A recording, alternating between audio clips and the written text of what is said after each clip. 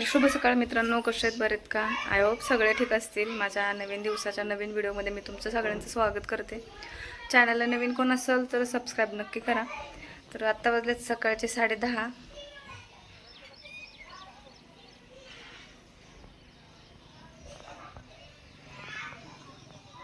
ते दूध गावात जे दूध घालायला गेलेले आहेत ना, ते माघारी आलेत, घरी चाललेत. ते गाडी वाचले म्हणून बघत होते.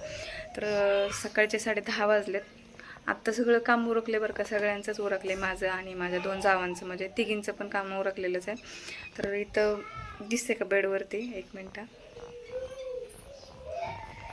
माझा मोठा मुलगा आजारी पडलाय. तर दादाला दिली गोळी खायला. खात नव्हता बरं का गोळी, पण बळत चारली. मग दादाला गोळी दिली, जेवण दिलं. तिथून निघालो आम्ही कर्जतला, कारण लग्नासाठी शॉपिंग करायची होती. मावस बहिणीचं लग्न आलेलं आहे जवळ, आणि ब्लाऊज पण शिवून झाला पाहिजे. त्याच्यामुळे शॉपिंगसाठी आम्ही दोघं पण निघालेलो आहे. दादाला घरीच ठेवलं आजारी असल्यामुळं.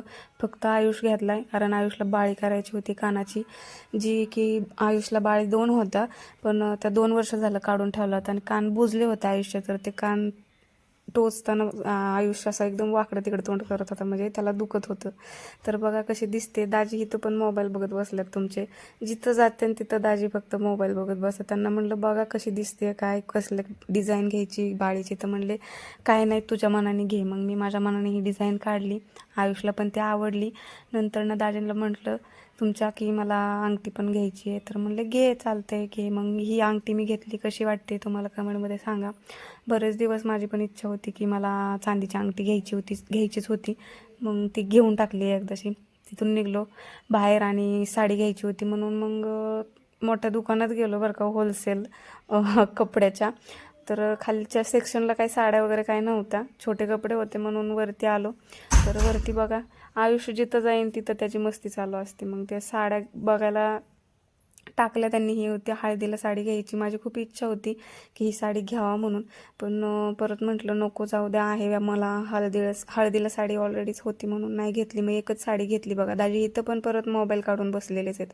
त्यांना मी विचारते की साडी कसली घेऊ, कसला कलर घेऊ, तर पण त्यांना काही नाही घेणं देणं त्याचं. मला बोलतात की तुला जसला घ्यायचा आहे कलर, तुला जसा आवडन तसा घे, फक्त बिल करायला ते उभा राहतात. तर आयुष इथं पण गाडी खेळत उभा राहिला होता, माझ्या अगोदर बाहेर पण चालला. तर फायनली इथून एक साडी घेतली. मग तर तिथून निघलो आणि गेलो चप्पल घ्यायला. चप्पलमध्ये सँडल घ्यायचा होता. तर आता शॉपिंग फुलच करायची म्हटलं, तर जाऊ द्या म्हणलं, आता काय साडी पण घेऊया आणि सँडल पण घेऊन टाकू. लगेच आल्यासारखं परत सारखं येणं होत नाही. फक्त ज्वेलरी बाकी राहिली, आता ती मी नंतरनं जाऊन घेणार आहे. तर हे तर आलो, तर त्यांना सांगितलं की सँडल दाखवा, हिलचे दाखवा म्हणून. तर भरपूर मोठं दुकान होतं ना. नेमकंच आम्ही या दुकानात गेलो की पाऊस चालू झाला. आमच्या गावातली 2-4 मुलं आली होती इथं, त्यांना चप्पल घ्यायची होती. इतका पायरीवरून तो मुलगा इतका सटकला होता ना, पण थोडक्यात वाचला, पडला नाही बरं का बिचारा, नाही तर खूप लागला असतं. तर मग तिथं थोडीशी कमी करा म्हणून थोडंसं बोललो, की मीच बोलत होते की चप्पलची प्राईस भरपूर आहे, थोडीशी कमी करा. तर मग नाही केली बरं का त्या दुकानदाराने, थोडीशी गेली 10-5 रुपये. नंतर ना तुमच्या दाजीने केलं बिल. आणि तुम्हाला सांगू का, मला पण सँडल घेतला, आयुषला बूट घेतला, आणि दाजीने लगेच चप्पल पण घेतली तिथंच. फक्त अजिंक्य बाकी राहिलाय. तर अजिंक्य रडत असतो बहुतेक घरी आल्यावरती, हे मला माहिती आहे, कारण दोघांना संगतीच आणावं लागतं.